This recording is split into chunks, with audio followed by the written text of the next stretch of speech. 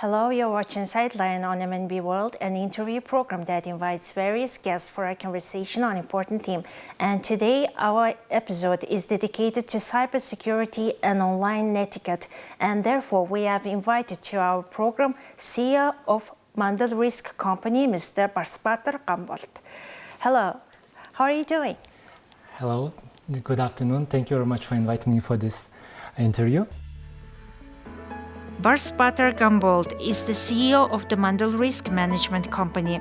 Mandal Risk Management is a company that specializes in providing comprehensive cybersecurity solutions, information security consulting services, and audit services to help individuals and organizations protect their digital assets from potential cyber threats. As a graduate of Deakin University and Asia Pacific University of Technology and Innovation, Barsbaatar has more than 10 years of experience in cybersecurity, IT, and system engineering. Okay, I wanted to start our interview with the Mongolia's situation, Mongolia's transition to digitalization. And lately we hear that programs are being implemented by the government of Mongolia, such as Digital Nation. And as a person who works in this sphere, in this sector, how would you evaluate this situation? Yeah. Mongolia as a nation going towards digitalization, we are on the right path.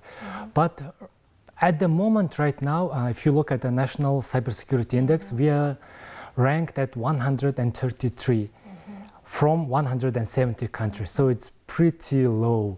Behind us, there are only like small island countries and some very developing countries in the Southeast Asia and Africa. So at the moment, we are pretty bad actually. But thankfully to our government saw that we need to go forward and cybersecurity is a must-have thing. That's why in 2022, our government implemented package of cybersecurity-related laws. Just to mention few would be cybersecurity law, public information, laws about public information, meaning it's similar to the Europeans' GDPR, where public information should be available to the public. And which information should be available, which information should be private. It clearly states. Before it was just up to the companies what they can share and what they shouldn't share, and etc. And looking from these laws, going to digitalization, a lot of information is being registered by the government and private entities. Because when you look at it at the moment, right, our everyday life is more and more going towards the internet, right? Our everyday life, our work, we now, because of the COVID again, we're working remotely, so all of our banking is online, all our social life is online, even the entertainment, just watching movies and everything is online, meaning we have one or actually several. For example, I have like 27 accounts on each and every different platforms, right?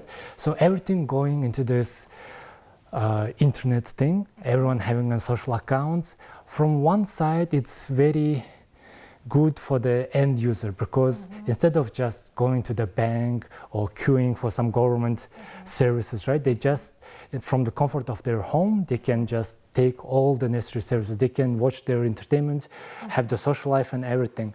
But on the other side, since everything is connected to the accounts, there is a huge risk of losing that account. And I want to stop you a little bit and ask you a question, because you have just mentioned, and people lately tend to lose money and getting scammed online. And some of them just borrow money from the bank and get into the scam and get into the debt. And for your opinion, how the person should protect his personal data on the online environment? Okay. Just on this topic, there are two things needs to be done. One side is from the companies and from the government which collects those data, right? Before, like I said, it was just up to the companies. They could implement security measures in order to protect personal data of their customers, or they could not. Nobody was enforcing it. But now, because of the laws, government is basically enforcing cybersecurity measurements, meaning what? The company needs to have cybersecurity all the programs, all the services, all the protection in place. It needs to have all the regulations in place, meaning which customers' information can be shared or not. So basically our law makes sure that at least the companies and websites and all those platforms is secure enough. So not just an ordinary, I don't know, beginner hacker could go in and steal all the information. So at least on that regard, government doing something. But from the normal citizens' perspective, what they can do is that they need to secure their accounts. There are like several steps they can do. Okay, one, when you're logging into any platform, to anything basically, there is usually a multi-factor authentication or two-factor authentication. They need to enable that. Right now, if you go to any banking or any social media, they have that option. What multi-factor authentication does is that when you log into something, you enter your username and password, right?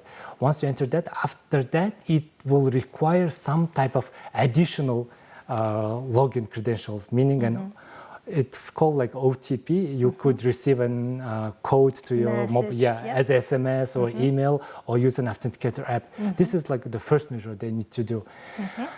Secondly, people need to have a strong password again. They shouldn't be sharing their password around, like or creating very easy to guess password. Like one of the most common passwords people use is that, you know, that internet banking is requiring us to have like a 8-digit password, have capital letter, small letter, number, and special sign and everything, right? People find it quite troublesome, and they make it quite easy. For example, the most common password I came across is that people using their own name with the first letter of capital, right? And the birthday. Yeah, their like birth year and month, and then just put a dot or exclamation mark. Why exclamation mark? Because it's like behind the number one. Yes. Yeah. And when they're using this, they think it's a strong password, but on the other hand, it's very easy to guess. For example, you have a Facebook, for example, and anybody can go to your Facebook, see your full name. They can see your date, and the rest is they just guess. And using that, people getting a hold of, for example, somebody's Facebook account, and they can hack basically log into their Facebook account, right?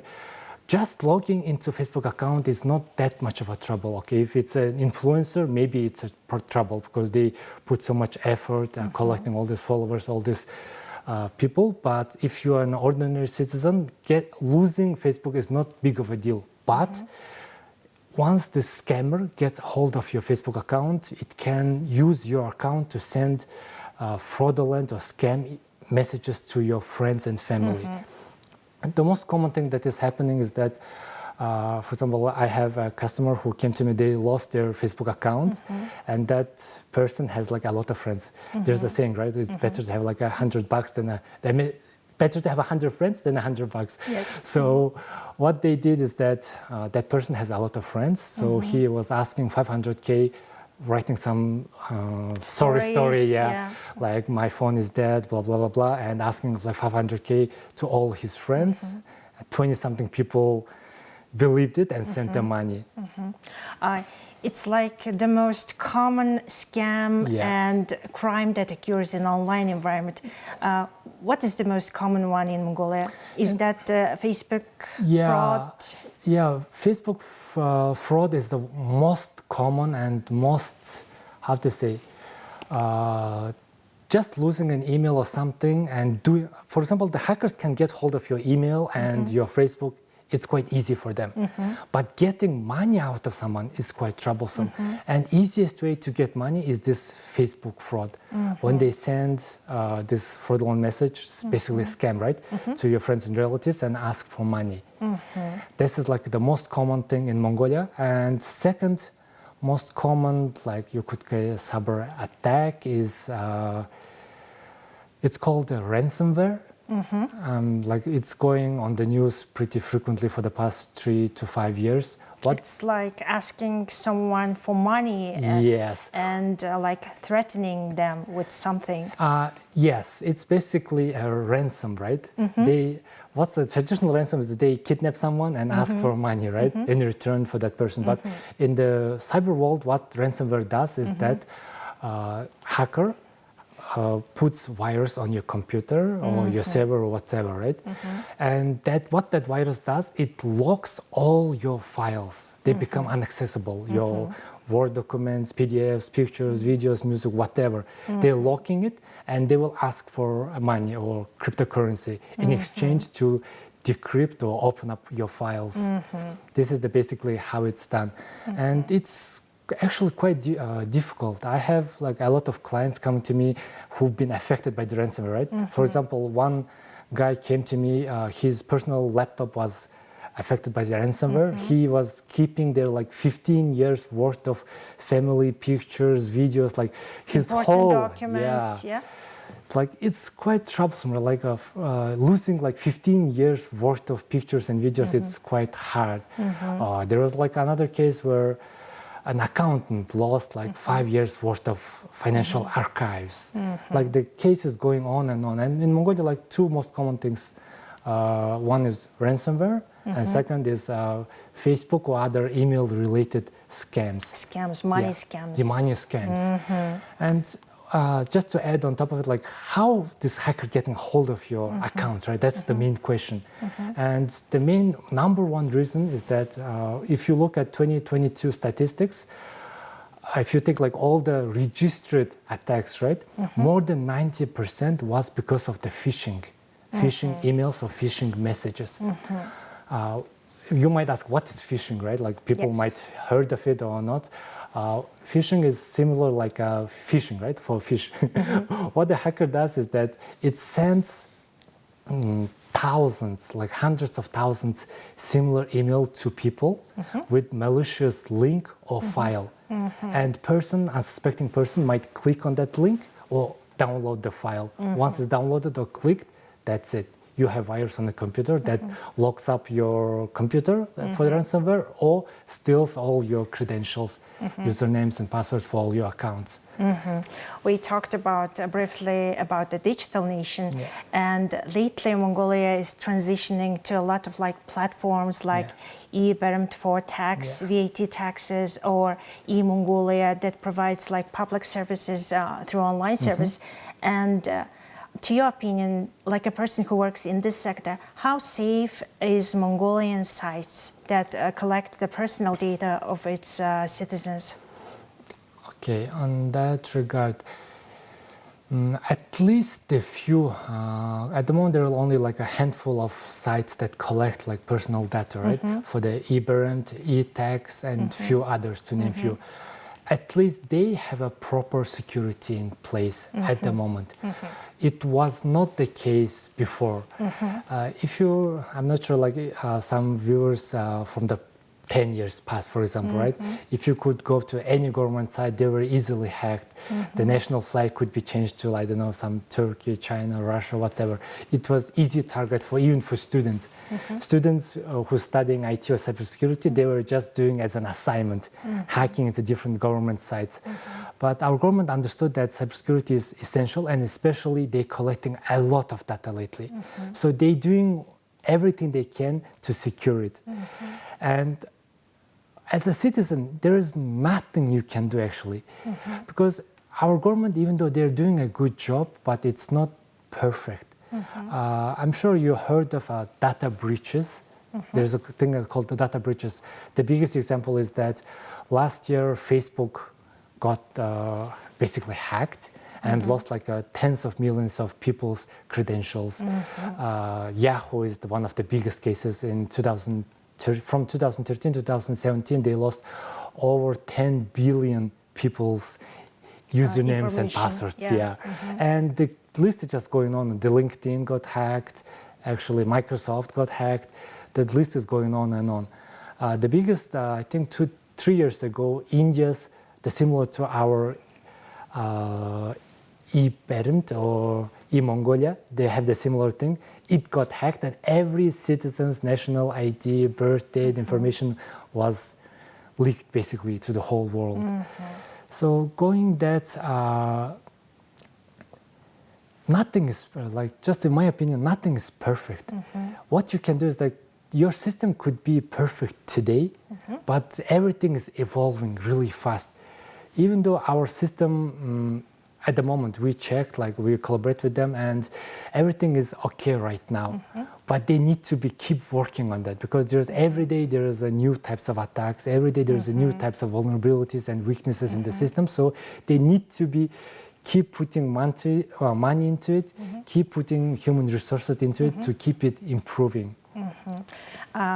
I have one question. Yeah. It's really interesting to know, like, how many money, for example, is lost due to cyber attacks and like scams that going online. Yeah.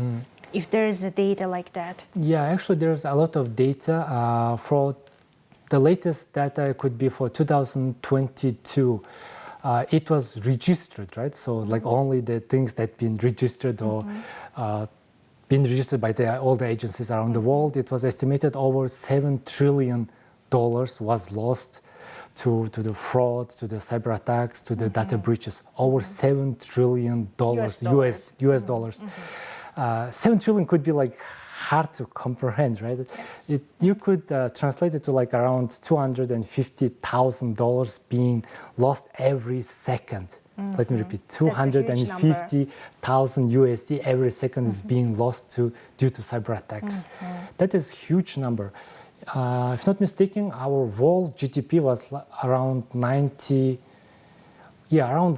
trillion for 2022. So 7 trillion is like what, 6 to 7% of the world GDP is being lost. Stolen. Being stolen basically by these cyber attacks. Like I said, that there's data breaches happening every year, and if the latest statistics I came across was that in 2022 over 1 billion people, right?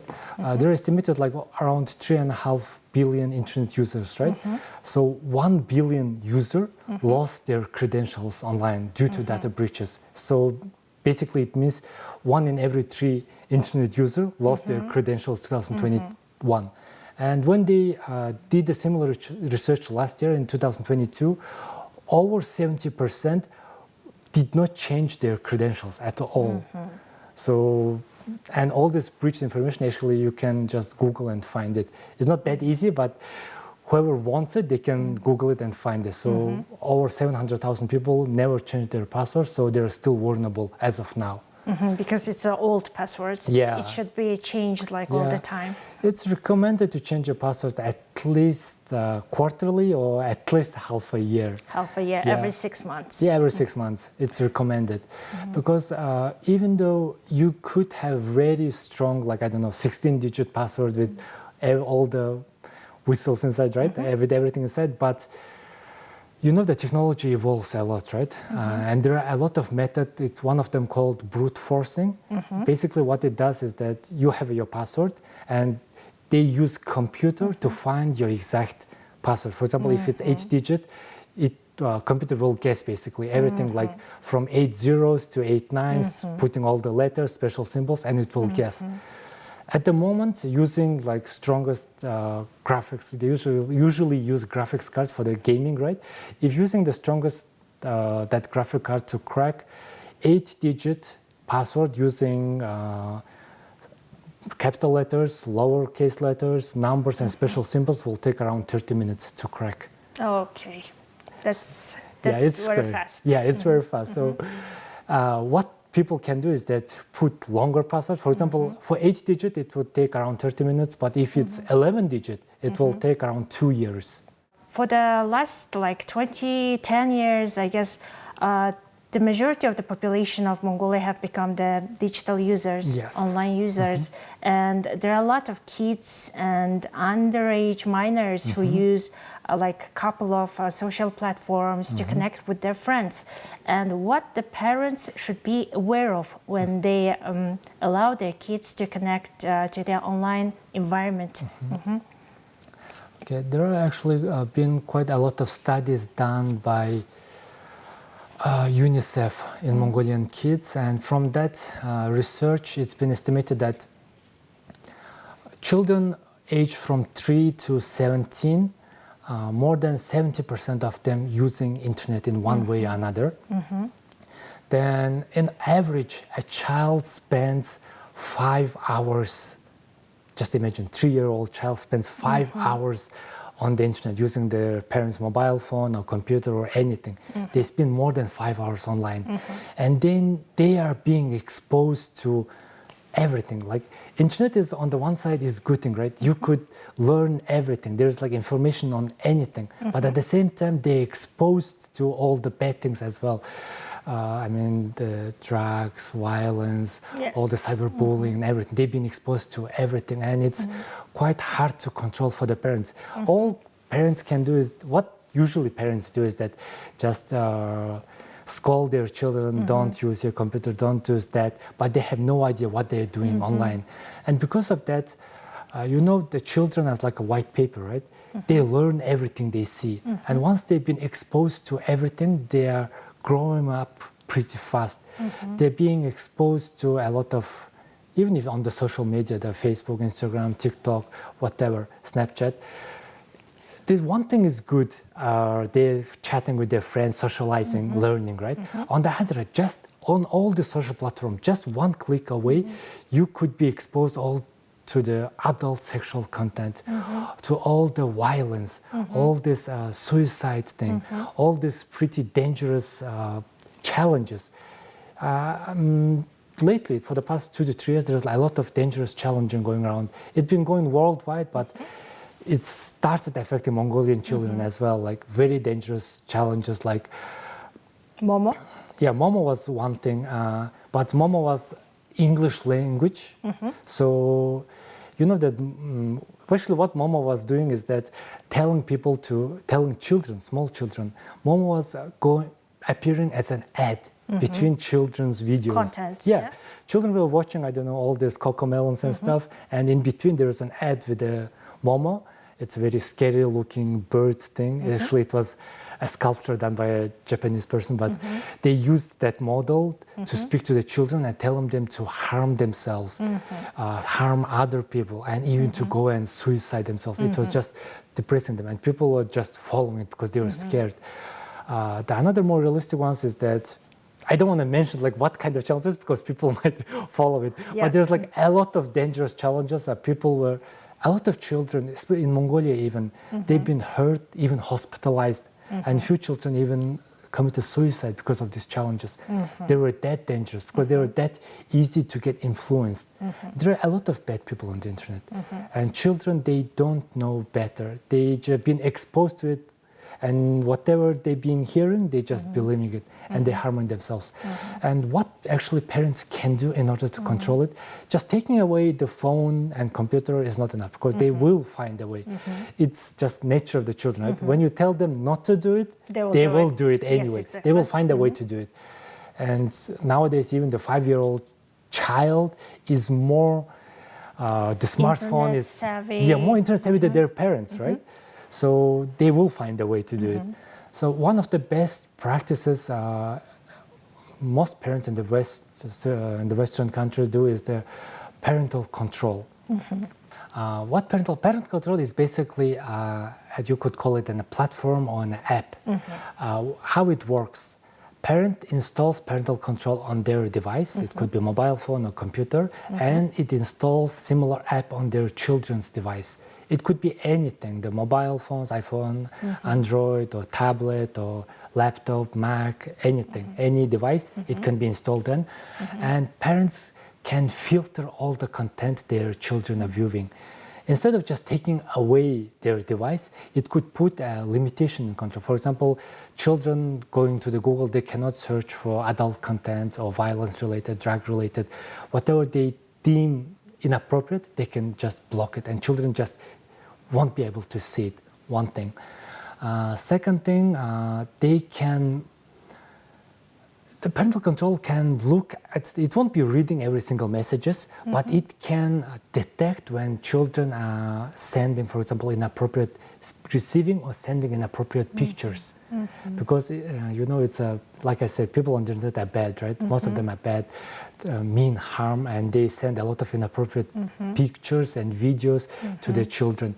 And that parental control usually can detect and stop it and notify the parents. It can detect when unknown number is calling their children or writing an SMS or all the chats. It can detect. what it can do is that it can limit the app usage. For example, if children wants to download a new app, unknown app, it can notify the parents, or they can just block it outright. It can put a limitation on the screen time. Instead of just taking away the phone, you could put a limitation on a child's phone. For example, if child has lessons in the morning, like you could put a timer like every day on the weekdays, after 10 p.m. you won't be able to use your phone. The receiving call would be okay, but using the apps won't. They just stop working. That's one way of controlling it. Or you could put, like, I don't know, 3 hours per day can be used for certain games and other applications. It could be used, putting these screen limitations on your children's phone. And whenever they need, they could ask permission, and parents just one click, they can allow it.